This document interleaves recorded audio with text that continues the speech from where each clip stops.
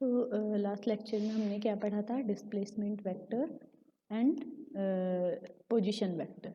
ठीक है, तो अभी हम यहाँ पर क्या देखेंगे, वेलोसिटी वेक्टर और एक्सीलरेशन वेक्टर को हम देखेंगे कि वो क्या होते हैं। ठीक है, तो सबसे पहले हमें पता है वेलोसिटी क्या होती है, डिस्प्लेसमेंट अपॉन टाइम। ठीक है, तो हमने यहाँ पर क्या किया, वही फॉर्मूला लिखा है, velocity is equals to displacement upon time. फिर डिस्प्लेसमेंट की वैल्यू जो हमने लास्ट लेक्चर से निकाली थी, delta x i cap plus delta y j cap, वो यहाँ पर सब्सटीट्यूट कर दिया हमने। तो हमें v क्या मिला, that v is equals to delta x i cap plus delta y j cap upon delta t. ठीक है, आर की जगह पर हमने ये वैल्यू सब्सटीट्यूट कर दी है। अब हमने क्या किया कि डेल्टा टी को अलग अलग लिख दिया है, तो हमें क्या मिला, delta x upon delta t i cap, delta y upon delta t j cap. तो यहाँ पर जो ये delta x upon delta t है, जो आई कंपोनेंट है, आई कंपोनेंट मतलब या जो एक्स कंपोनेंट है वेलोसिटी का, उसे हमने लिख दिया है वी एक्स, जो हमारा वाई कंपोनेंट है उसे हमने लिख दिया है वी वाई। तो इस तरह से हमारा वेलोसिटी वेक्टर क्या आया, that v is equals to v x i cap plus v y j cap. तो इस तरह से आप डिस्प्लेसमेंट से वेलोसिटी वेक्टर निकाल सकते हैं। अब एक्सीलरेशन, एक्सीलरेशन क्या होता है, वेलोसिटी अपॉन टाइम। तो यहाँ पर हमने v की जगह, यहाँ से जो हमने वैल्यू निकाली वो हमने v की जगह यहाँ पर सब्सटीट्यूट कर दिया है।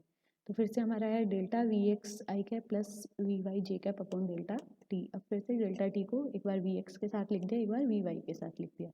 तो ये आई कंपोनेंट है, ये जे कंपोनेंट है। तो इस तरह से हमें एक्सीलरेशन का ये एक्स कंपोनेंट मिल गया है, ये वाई कंपोनेंट मिल गया है, और इनकी जगह हमने क्या लिख दिया, ए एक्स एंड ए वाई। इस तरह से आपको वेलोसिटी की हेल्प से आपने एक्सीलरेशन अपना फाइंड आउट कर लिया है। अब एक केस लेके चलते हैं कि व्हेन डेल्टा टी, मतलब जो ये टाइम इंटरवल था आपका, ठीक है, वो बहुत ही स्मॉल है, मतलब जो प्रोसेस है वो इंस्टेंटेनियस हो रही है, तुरंत हो रही है। ठीक है, कोई टाइम गैप नहीं है ज़्यादा। तो हम क्या कर सकते हैं कि हम लिख सकते हैं delta t tends to zero, मतलब जो डेल्टा टी है वो ज़ीरो को रीच कर रहा है। ठीक है, तो इस केस में जो डेल्टा है वो हमारा डी से डिनोट कर देते हैं हम। ठीक है, ये जो आपका था यहाँ पर limit delta t tends to zero, और जो ये डेल्टा है इस पूरे को आप लिख सकते हो D r upon d T. तो यहाँ पर फिर से हमने r की जगह एक्स आई प्लस वाई जे कैप लिखा, क्योंकि r जो हमारा पोजीशन वेक्टर था वो तो यही आया था। ठीक है, तो अब फिर से डी बाई डी टी को हमने एक बार x के साथ लिखा है और एक बार y के साथ लिखा है। तो इस तरह से आपको वी एक्स और वी वाई यहाँ से मिल गया। ये भी सेम ही आया आपका, जो आपका यहाँ आया था आपको वैसा ही यहाँ पर मिला है। ठीक है, और दूसरा है आपका जो इंस्टेंटेनियस एक्सीलरेशन, ये आपने निकाला था इंस्टेंटेनियस वेलोसिटी, यहाँ पर एक्सीलरेशन। तो सेम काम करेंगे यहाँ पे भी, कि delta t tends to zero, delta v upon delta t, और फिर से जो ये वाला आपका इतना टर्म था उसको आपने d v upon d t लिख दिया है। इस तरह से आपको एक्सीलरेशन मिल गया है। ठीक है, तो इस तरह से हमने वेलोसिटी और एक्सीलरेशन वेक्टर भी देख लिए। अभी नेक्स्ट कुछ एग्जाम्पल देखते हैं हम इसका, कि अगर आपको डिस्प्लेसमेंट वेक्टर दिया है, जो कि इस क्वेश्चन में क्या है, r is equal to 3t² i cap 4t j cap 8k cap m. M क्या है, ये मीटर दिखा रहा है, सिंस ये क्या है डिस्प्लेसमेंट, तो लेंथ की जो यूनिट होगी वो यही होती है, मीटर सेंटीमीटर। ठीक है, तो अब हमें वेलोसिटी और एक्सीलरेशन फाइंड आउट करना है। स्पीड ऑफ और क्या, speed at time t is equals to 2 second भी फाइंड आउट करना है। तो फर्स्ट केस लेते हैं जहाँ हमें वेलोसिटी और एक्सीलरेशन निकालना है। तो वेलोसिटी इज इक्वल्स टू हमारा था v is equals to d r upon d t, d displacement upon d time. तो डिस्प्लेसमेंट r की वैल्यू हमें दी हुई है, r ये है आपका, तो r की ये वैल्यू हमने यहाँ पर रख दी। तो उसके बाद जब आपको इसको डिफ्रेंशिएट करेंगे विद रिस्पेक्ट टू टाइम, तो देखिए जब फर्स्ट टर्म को डिफ्रेंशिएट करेंगे तो t² का डिफ्रेंशिएशन क्या आएगा, 2t। ठीक है, तो ये हो जाएगा पूरा 6t। ठीक है, नेक्स्ट है आपका 4t, इसको जब करेंगे तो आपको क्या मिलेगा, 4।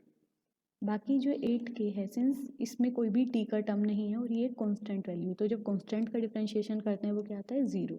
इस तरह से आपको वेलोसिटी मिल गया। वैसे ही आपने एक्सीलरेशन निकाला, एक्सीलरेशन के लिए आपने जो ये v था इसको डिफरेंशिएट किया विद रिस्पेक्ट टू t।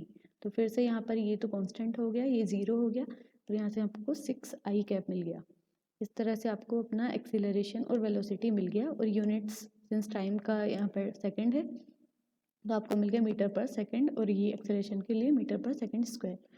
जो सेकंड पार्ट था उसमें आपको स्पीड निकालनी थी at time t is equals to 2 second. तो ये बहुत ही सिंपल है, स्पीड वेलोसिटी आपको पता है क्या है, और तो यहाँ पर आप क्या करेंगे, सिर्फ टी की जो वैल्यू 2 सेकेंड है वो यहाँ पर सब्सटीट्यूट करेंगे।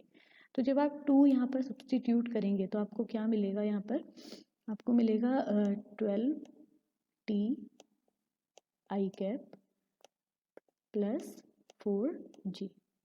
ठीक है, एक मिनट, हाँ 12, सिर्फ टी नहीं आएगा, सिर्फ 12 आएगा। ठीक है, क्योंकि टी इज इक्वल्स टू आपने 2 रख दिया, तो 6 इंटू 2 12 आई कैप प्लस 4 जे कैप। ये आपको क्या मिली, आपकी वेलोसिटी। अब हमें तो क्या चाहिए, स्पीड। स्पीड क्या होती है, स्पीड जो आपकी वेलोसिटी है उसका मैग्नीट्यूड है, बताया था। क्योंकि वेलोसिटी में क्या होता है, वेलोसिटी में मैग्नीट्यूड होता है और क्या होता है, उसकी एक डायरेक्शन होती है। ठीक है, तो अब लेकिन स्पीड में सिर्फ मैग्नीट्यूड होता है, तो स्पीड निकालने के लिए हमने वेलोसिटी का मैग्नीट्यूड ले लिया। अब मैग्नीट्यूड का बताया था आपको कि कैसे आता है। आर के लिए हमने जब देखा था तो हमने ऐसे किया था कि जो एक्स कंपोनेंट है उसका स्क्वायर प्लस जो आपका वाई कंपोनेंट है उसका स्क्वायर प्लस जो आपका जेड कंपोनेंट है उसका स्क्वायर, ऐसे करके आपको मैग्नीट्यूड मिलता है। ठीक है, तो ऐसे ही हमने यहाँ पर जब v का मैग्नीट्यूड निकाला तो हमने क्या किया, square root of 6t square, या तो आप यहाँ यहीं पे लगा देंगे प्लस 4 स्क्वायर, या फिर आप यहाँ से भी लगा सकते हो कि आप 12 स्क्वायर प्लस 4 स्क्वायर। तो इस तरह से आपको आपकी वेलोसिटी मिल गई। ठीक है, सॉरी स्पीड मिल गई, क्योंकि यहाँ पे सिर्फ मैग्नीट्यूड है। अब नेक्स्ट है कि आपको वेलोसिटी वेक्टर दिया है और आपको एक्सेलरेशन निकालना है। तो जैसे यहाँ पर किया था वैसे ही हम करेंगे कि acceleration is equals to d v by d t, इसको आपको टी के रिस्पेक्ट में डिफ्रेंशिएट करना है। ठीक है, अब आप यहाँ पर देखिए कि जो यहाँ तो एक्स है, ठीक है, अब एक्स को आपको टी के रिस्पेक्ट में डिफ्रेंशिएट करना है। तो उसके लिए आप क्या करेंगे, पहले जो ये आपका फैक्टर है ये वाला, इसको हम पहले एक्स के रिस्पेक्ट में डिफ्रेंशिएट करेंगे। ठीक है, और इनटू क्या कर देंगे, into d x y d t. इस तरह से जब ऐसे कोई फंक्शन दिया होता है कि जो डायरेक्ट फंक्शन नहीं है जिसके रिस्पेक्ट में आप डिफ्रेंशिएट कर रहे हैं, तो पहले आप जिस चीज़ का भी ये फंक्शन है आपका उसके रिस्पेक्ट में डिफ्रेंशिएट करो, फिर उस फंक्शन को आप जो आपका ओरिजिनली था उसके रिस्पेक्ट में डिफ्रेंशिएट कर देते हैं। ठीक है, तो ये इसका तरीका है। तो यहाँ पर हमने क्या किया, पहले अंडर रूट 49 प्लस एक्स को एक्स के रिस्पेक्ट में डिफ्रेंशिएट किया, उसके बाद एक्स को आपने टी के रिस्पेक्ट में डिफ्रेंशिएट कर दिया। तो D x by d T तो आपका क्या हो गया, वेलोसिटी हो गई, आप मतलब स्पीड हो गई आपकी v, और ये आपका यहाँ से आया 1/2 square root of 49 plus x. ठीक है, तो इस तरह से अब यहाँ पर आप v की जो वैल्यू है फिर से आप यहाँ से रख सकते हैं स्पीड की वैल्यू। तो इस तरह से आपको जो एक्सेलरेशन मिला वो 1/2 आई कैप एम पर एस स्क्वायर आपको यहाँ से मिल गया है। ठीक है, नेक्स्ट है आपका मल्टीप्लीकेशन ऑफ अ वेक्टर। तो वेक्टर की जो मल्टीप्लीकेशन है या तो आप किसी नंबर से कर सकते हो, ठीक है, या फिर कोई स्केलर है उससे कर सकते हो, या फिर किसी वेक्टर से कर सकते हो। तो ये 3 केस हैं इसके मल्टीप्लिकेशन के, और एक एक करके हम इन्हें देखते हैं। तो पहला है with a natural number n। तो जब आप किसी नंबर से मल्टीप्लाई करेंगे तो वो बहुत ही सिंपल है, सिर्फ वेक्टर के इनटू में आप उस नंबर को लिख दीजिए। ठीक है, इस तरह से आप किसी वेक्टर का एक नेचुरल नंबर से मल्टीप्लिकेशन कर सकते हैं। ठीक है, वो उतने ही टाइम्स हो जाता है जिससे आप मल्टीप्लाई कर रहे हो। सेकेंड है स्केलर क्वांटिटी से। ठीक है, तो स्केलर क्वांटिटी के लिए क्या है, उसका भी सेम ही है कि आप जो है डायरेक्ट उनका स्केलर प्रोडक्ट हो जाता है। ठीक है, m इंटू ए कैप। जैसे कि आपका यहाँ पर क्या है, आपका एक्सेलरेशन है, और आपको जब फोर्स निकालना है तो आप क्या करेंगे, मास इंटू एक्सेलरेशन, क्योंकि मास जो है आपका वो तो स्केलर क्वांटिटी है और एक्सेलरेशन आपका वेक्टर क्वांटिटी है। तो इस तरह से आप एक स्केलर से उसका मल्टीप्लिकेशन कर सकते हैं।